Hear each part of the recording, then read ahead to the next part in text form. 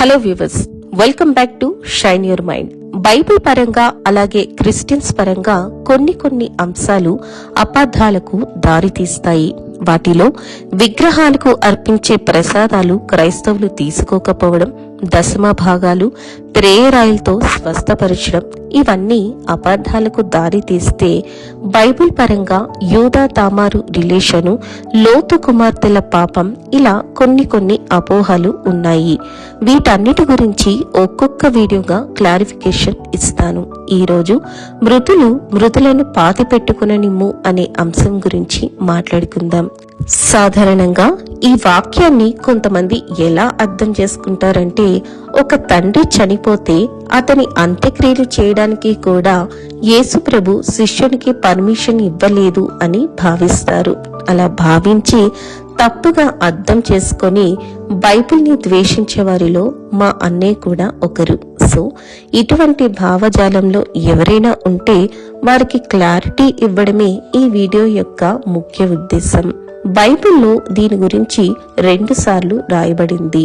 ఒకటి మత్తయి సువార్త 8వ అధ్యాయం, అలాగే లూకా సువార్త 9వ అధ్యాయం 60వ వచనంలో రాయబడింది. కేవలం ఆ వాక్యం లేదా దానికి ముందు 2 వచనాలు చదివితే మనకు అందులో ఉన్న భావం అర్థం కాదు. ఆ అధ్యాయం పూర్తిగా చదివినప్పుడే అసలు తన తండ్రి అక్కడ చనిపోలేదు అన్న విషయం మనకు అర్థమవుతుంది. లూకా సువార్త 9వ అధ్యాయం 1 నుంచి చదివినట్లయితే యేసు గుడ్డివారికి కంటి చూపు రప్పించడం, పక్షవాయువు గల వాణిని స్వస్థతపరిచి మామూలు మనిషిని చేయడం, దయ్యాలను వెళ్ళగొట్టడం, ఇలా 3.5 సంవత్సరాలలో ఆయన చేసిన అద్భుతాల గురించి రాయబడ్డాయి.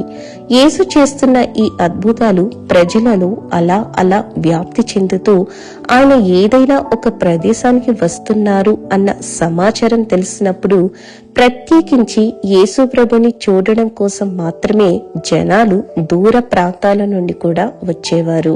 ఇక యేసు ప్రభు పరమునకు చేర్చుకొనబడే దినాలు సమీపిస్తున్నప్పుడు, అంటే తను ఈ భూలోకాన్ని విడిచే రోజు దగ్గర పడుతున్నప్పుడు, ఎప్పటిలాగానే ప్రార్థన ముగించుకొని కొండ దిగి కిందికి వస్తున్నప్పుడు యేసును చూసి అనేక మంది ప్రజలు యేసుని వెంబడిస్తారు. అలా వచ్చిన ఆ జన సమూహమును చూసి అద్దరికి వెళ్ళమని, అంటే నది ఒడ్డున అందరినీ ఒక చోట ఉండమని చెప్పి వారికి నీతిని మంచిని బోధిస్తూ ఉంటారు. అలా ఆయన బోధలు, స్వస్థతపరిచే శక్తి, ఇవన్నీ చూసిన వాళ్లలో కొంతమంది యేసు ప్రభుకి ఆకర్షితులై, నేను కూడా నీతో వస్తాను ప్రభువా, నాతో ఉండనిమ్ము అని అడుగుతారు. ఒకవేళ తన తండ్రి మరణించి ఉంటే ఇంట్లో ఉన్న మృతదేహాన్ని వదిలిపెట్టి యేసు ప్రభుని చూడడానికి ఆ జనాలతో పాటు ఇతను కూడా అక్కడికి ఎందుకు వస్తాడో మీరే ఒకసారి ఆలోచించండి. యేసు వస్తున్నాడన్న సమాచారం విని యేసును చూడడానికే యేసు వచ్చే ప్రదేశానికి వెళ్ళాడంటే దీన్ని బట్టి ఏమర్థమవుతుంది? వాళ్ళ ఫాదర్ చనిపోలేదు, బ్రతికే ఉన్నాడు అని క్లియర్ గా అర్థమవుతుంది.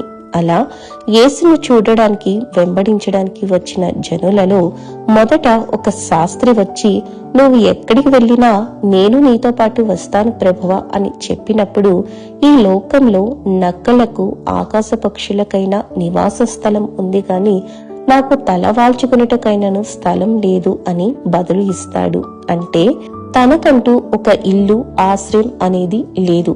అలా ప్రతి ఒక్క ప్రాంతానికి సంచారం చేస్తూ పరలోక రాజ్య విషయాలు చెబుతూ ఉంటాడు. సో ఈ మాట విన్న ఆ శాస్త్రికి యేసుని వెంబడిస్తే తనకి కూడా ఆశ్రయం ఉండదు అని అర్థమవుతుంది.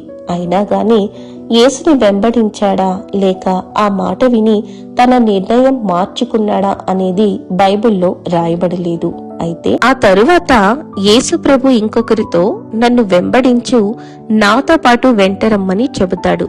దానికి అతనిచ్చే బదులు ఎలా ఉంటుందంటే, ముందు వాడితో చెప్పిన సమాధానంలో యేసుని వెంబడిస్తే ఆశ్రయం ఉండదు అన్న విషయం తనకు అర్థమవుతుంది.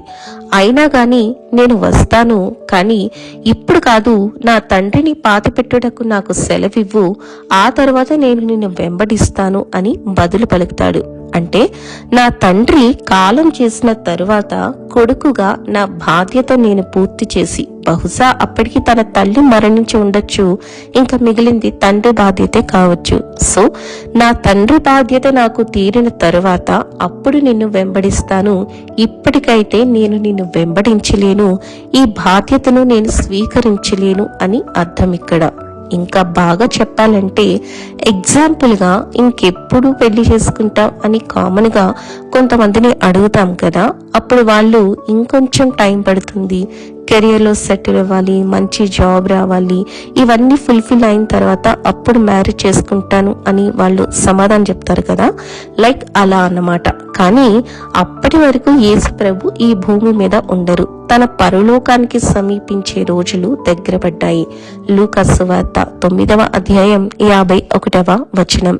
కాబట్టి యేసు ప్రభు వారు మృతులు తమ మృతులను పాతి పెట్టుకొననిమ్ము అని బదులు ఇచ్చారు. మృతులను ఎలా పాతి పెట్టుగలరు చెప్పండి? అంటే ఇప్పుడు డెడ్ బాడీస్ లేచి వచ్చి మరణించిన అతని తండ్రిని పాతి పెట్టాలనా? ఒకసారి ప్రకటన గ్రంథం 3వ అధ్యాయం 1వ వచనం చూసినట్లయితే అందులో జీవించుచున్నావన్న పేరు మాత్రం ఉన్నది గాని, అంటే బ్రతికే ఉన్నావు గాని నీవు మృతుడవే అని రాయబడింది. బ్రతికి ఉన్న మృతుడు అని ఎందుకు రాయబడిందంటే ఎవరైతే దుష్ట స్వభావం కలిగి ఉంటారో, లైక్ రీసెంట్ గా కోల్కతా ఇన్సిడెంట్ లో ఆ ప్రిన్సిపల్ లాంటి వాడు, దేవునికి దూరంగా పాపంలో జీవించేవారు, ఇలాంటి వాళ్ళు బైబిల్ పరంగా మనిషిగా బ్రతికే ఉన్నా గాని దేవుని దృష్టిలో వాళ్ళు చచ్చిన వారితో సమానం. అంటే అటువంటి వారు నరకానికి పాత్రులు అని అర్థం. నిజానికి బైబిల్లో తల్లిదండ్రిని సన్మానించాలి, గౌరవించాలి, వారికి విధేయత చూపించాలి, వారు చెప్పి మాట వినాలి. తల్లిని తండ్రిని దూషించిన, తిట్టిన వాడు మరణశిక్షకు తగినవాడు, ఇలా బైబిల్లో అనేక చోట్ల రాయబడింది. మరి అలాంటప్పుడు అతని తండ్రి విషయంలో మాత్రమే యేసు ప్రభు అలా ఎందుకు చెప్తారు చెప్పండి? కారణం అతను పేరుకి బ్రతికే ఉన్నా గాని దేవుని దృష్టిలో మృతుడిగా ఉన్న నిర్జీవ క్రియలే అతని యందు ఉన్నాయి.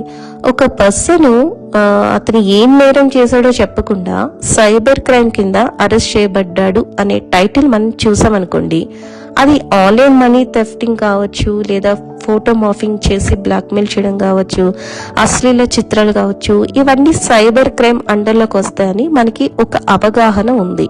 కాబట్టి వీటిలో ఏదో ఒకటి చేసి ఉండొచ్చు అని మనం అనుకుంటాం.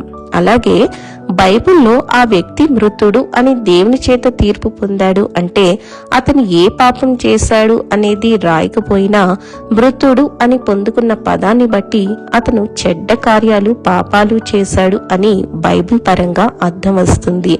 అటువంటి వారి కోసం ఆలోచించి మంచి భవిష్యత్తుని నాశనం చేసుకోకూడదు, అది తల్లిదండ్రుల విషయంలో అయినా సరే. సో తండ్రి చనిపోతే పాతి పెట్టడానికి కూడా పర్మిషన్ ఇవ్వలేదు అనే అపోహ తొలగిపోయి తన తండ్రి బ్రతికే ఉన్నాడు అన్న క్లారిటీ ఈ వీడియో ద్వారా వచ్చిందని భావిస్తున్నాను. Thanks for watching. Please share, like and subscribe.